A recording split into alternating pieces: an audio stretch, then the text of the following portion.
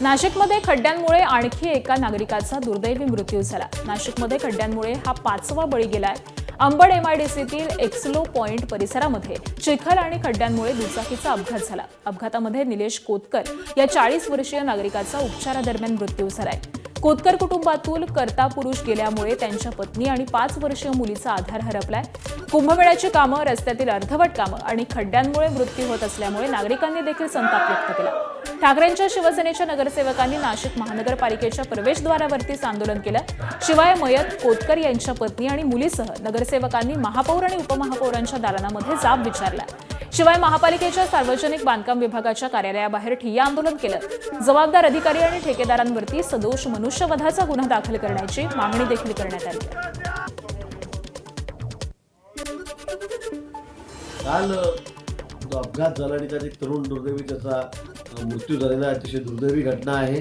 पण या संदर्भामध्ये मी कालपासून आयुक्तांशी बोललेलो आहे, महापौरांशी बोललेलो आहे, संबंधित अधिकाऱ्यांशी बोललेलो आहे आणि त्यांना सूचना दिलेल्या आहेत की या घटनेची चौकशी करा, त्याला जबाबदार कोण आहे, कशामुळे ही घटना घडलेली आहे आणि जे जबाबदार असतील त्यांच्यावर अतिशय कडक कारवाई ही आम्ही या ठिकाणी करणार आहोत। मग त्याचे ठेकेदार असतील किंवा अधिकारी असतील त्याची कुठली गय या ठिकाणी केली जाणार नाही। परवा या संदर्भामध्ये बैठक ठरलेली आहे।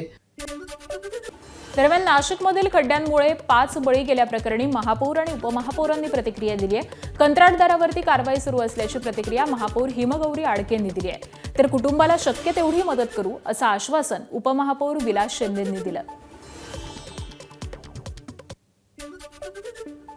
जो विषय आहे त्याच्यामध्ये 2 गुन्हे दाखल झालेले आहे। काही सगळ्याच मेजर कंत्राटदारांना आपण पेनल्टी केली आहे।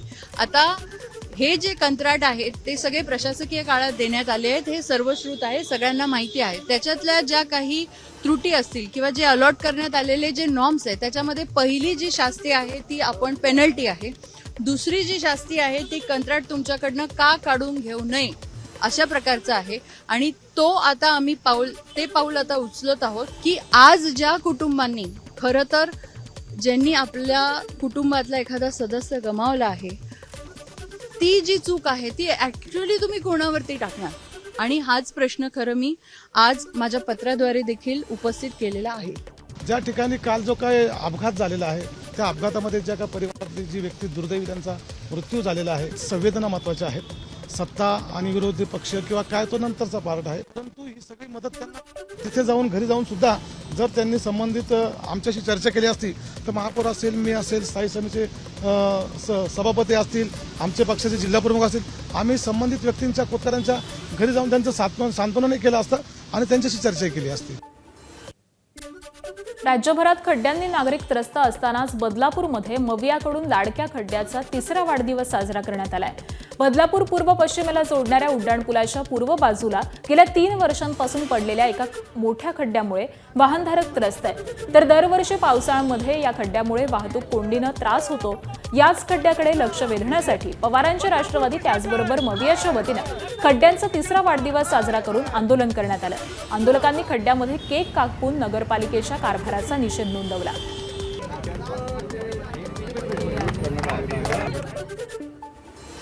चेन्नईच्या सीबीआय न्यायालयानं कुख्यात गुंड छोटा राजन उर्फ राजेंद्र निकाळजे उर्फ विजय कदमला बनावट पासपोर्ट प्रकरणामध्ये दोषी ठरवलंय। या प्रकरणामध्ये सीबीआय न्यायालयानं छोटा राजनला 7 वर्षांच्या कारावासाची शिक्षा आणि 55,000 रुपयांचा दंड ठोठावलाय। सीबीआयनं 2002 साली या गुन्ह्याची नोंद केली होती। त्यावेळी झालेल्या तपासामध्ये छोटा राजननं विजय कदम या नावानं शाळेचं ट्रान्सफर सर्टिफिकेट, रेशन कार्ड ही बनावट कागदपत्र सादर करून चेन्नई प्रादेशिक पासपोर्ट कार्यालयाची फसवणूक केल्याचं उघड झालं होतं।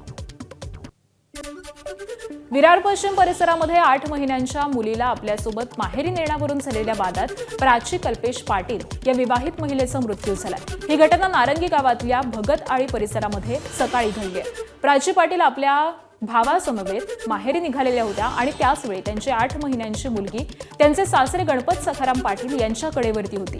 प्राची यांनी त्यांच्याकडून आपल्या मुलीला घेण्याचा प्रयत्न करताच त्यांच्यामध्ये वाद झाला। या वादात सासऱ्यानं जोरात धक्का दिल्याचा आरोप असून त्यामुळे प्राची फरशीवरती पडून त्यांच्या डोक्याला गंभीर दुखापत झाली। त्यानंतर उपचारादरम्यान त्यांचा मृत्यू झाला। या प्रकरणामध्ये आरोपी गणपत पाटील यांना बोळिंज पोलिसांनी अटक केलेली आहे। अमरावतीच्या मेळघाटमधून एक धक्कादायक प्रकार समोर आलाय. मेळघाटातील चिखलदरा ठाण्याच्या हद्दीतील रेट्या खेडामध्ये एका 15 वर्षांच्या दिवसांच्या बालिकेवरती अघोरी उपचार केल्याची घटना समोर आली आहे. पोट फुगल्याच्या त्रासावरून उपचार करण्याच्या नावाखाली गावातील 65 वर्षीय भुलाई जामुनकर या महिलेनं तिच्या पोटावरती तापवलेल्या विळ्याचे 11 ते 12 चटके दिल्याचा संतापजनक प्रकार समोर आलाय. नागपूर जिल्हा न्यायालयामध्ये सुरू असलेल्या हत्येच्या खटल्यामध्ये न्याय व्यवस्थेलाच हादरा देणारा धक्कादायक प्रकार उघडकीस आलाय. 2022 मधील हत्या प्रकरणातील महत्वाचा प्रत्यक्षदर्शी साक्षीदाराला 28 जुलैच्या रात्री राकेश महाकाळकर आणि त्याच्या साथीदारांनी उचलून नेलं. त्याला उमरेडच्या रानबोडी गावामध्ये रात्रभर कैद करून जबरदस्तीनं मद्य पाजलं. खोटी साक्ष दिली नाही तर जीवे मारण्याची धमकीही दिली. दुसऱ्याच दिवशी थेट न्यायालयामध्ये आणून वकिलांना पोलिसांसमोर दिलेला जबाब नाकारण्यास सांगितल्याचा आरोप आहे. तर या प्रकरणी ज्येष्ठ वकील रमेश रावलानी यांच्यासह 4 जणांना अटक करण्यात आलेली असून त्यांच्यावरती मकोका लागू होतो का याची पडताळणी सुरू आहे. तर पोलीस अधीक्षक हर्ष पोद्दार यांनी ही माहिती दिली आहे. बुलढाण्याच्या खामगाव इथल्या सेंट्रल बँकेमध्ये स्वाभिमानी शेतकरी संघटनेच्या जिल्हाध्यक्ष अमोल पाटील यांनी बँक मॅनेजर शिवाजी कड यांच्या कांचेलात लगावल्याचा धक्कादायक प्रकार घडलाय.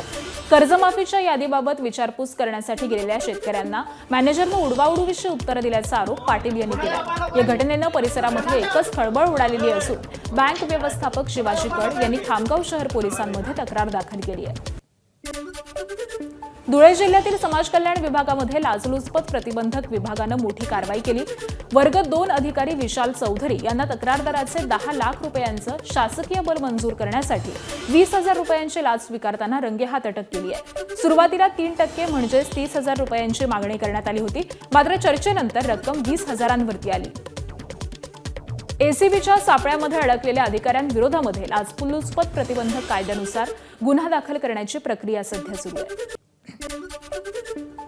बीडच्या माजलगाव तालुक्यातल्या किट्टी आडगाव ग्रामपंचायतीचे सरपंच रकमाकांद खेत्रे यांच्यावरती विभागीय आयुक्तांनी मोठी कारवाई केली आहे. जलजीवन मिशन अंतर्गत विहीर मंजुरीसाठी 20,000 रुपयांची लाच घेताना एसीबीच्या जाळ्यामध्ये अडकलेल्या खेत्रेंना सरपंच पदासाठी अपात्र घोषित करण्यात आलंय. सार्वजनिक पदाचा गैरवापर आणि पदाची प्रतिष्ठा मलिन केल्याचं कारण देत उर्वरित कार्यकाळासाठी त्यांना पदावरून राहण्यास मनाई करण्यात आलेली आहे. तर उपसरपंच गोविंद आगे यांच्या अपिलावरती आणि सीईओच्या अहवालावरती हा आदेश पारित करण्यात आलेला असून तात्काळ अंमलबजावणीचे निर्देशही देण्यात आले. सोलापूरच्या मोहोळ तालुक्यातील चिंचोळी एमआयडीसी परिसरामध्ये राज्य उत्पादन शुल्क विभागानं बनावट मद्य निर्मितीचा कारखाना उद्ध्वस्त केलाय. ऑपरेशन समन्वय अंतर्गत केलेल्या कारवाईमध्ये 2,54,558 रुपयांचा मुद्देमाल जप्त करण्यात आलेला असून 5 आरोपींना अटकही करण्यात आली आहे. एबीपी माझा, उघडा डोळे बघा नीट.